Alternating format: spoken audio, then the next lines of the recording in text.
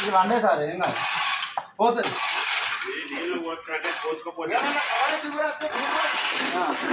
Sir పోతుంది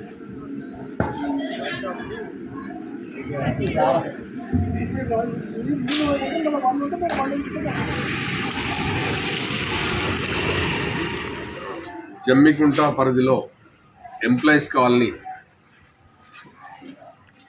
గత పాలకుల నిర్లక్ష్యం వల్ల డ్రైనేజ్ సమస్యలు ఎక్కడెక్కడ ఉండిపోయినాయి.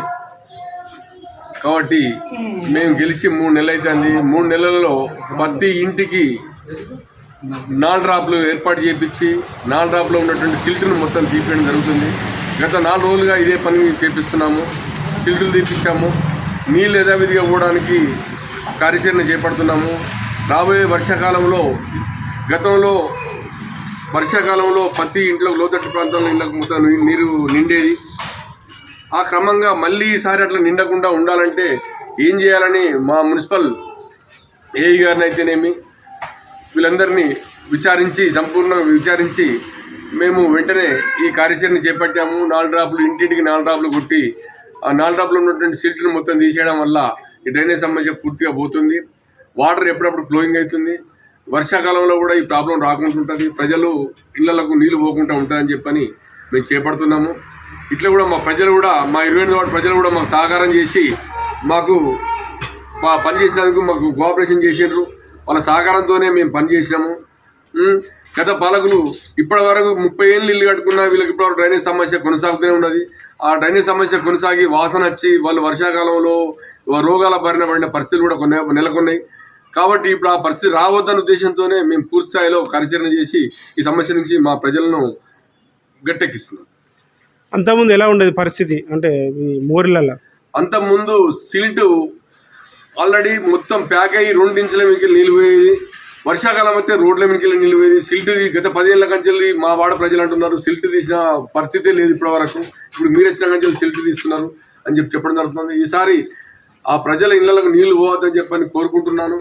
రానున్న రోజులలో ఫండ్స్ తీసుకొచ్చి ఈ డ్రైనేజీని కూడా పూర్తి స్థాయిలో నిర్మాణం చేపించి డైరెక్ట్ ఎక్కడి ఎంప్లాయీస్ కాలనీ విజయసాయి హాస్పిటల్ 16వ వార్డు అయితేనేమి 29వ వార్డు అయితే నీళ్ళు అయితేనేమి ఆ వార్డు నీళ్లను ఈసారి డైరెక్ట్గా నేను కాలేజ్ గ్రౌండ్ గతంలో కాలేజ్ వైపు నీళ్లు పోయేది. దాన్ని కొంతమంది కావాలని చెప్పని దాన్ని ఆ మోరిని మూసేయడం జరిగింది.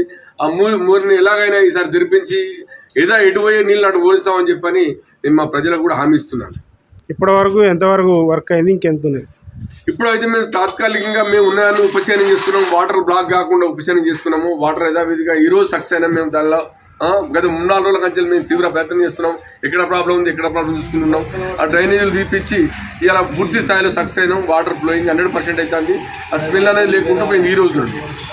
మీ వార్డు ప్రజలకు సూచన, వర్షాకాలం రాబోతుందిగా వారికి మా వార్డు ప్రజలకు సూచన ఏంటంటే వర్షాకాలంలో రానున్న రోజులలో ప్రజలు అప్రమత్తంగా ఉండే లోతట్టు ప్రాంతం ఏం కాదు మాది. ఉన్న డ్రైనేజ్ నీళ్లు మాత్రమే ఇళ్లలో పోయేది.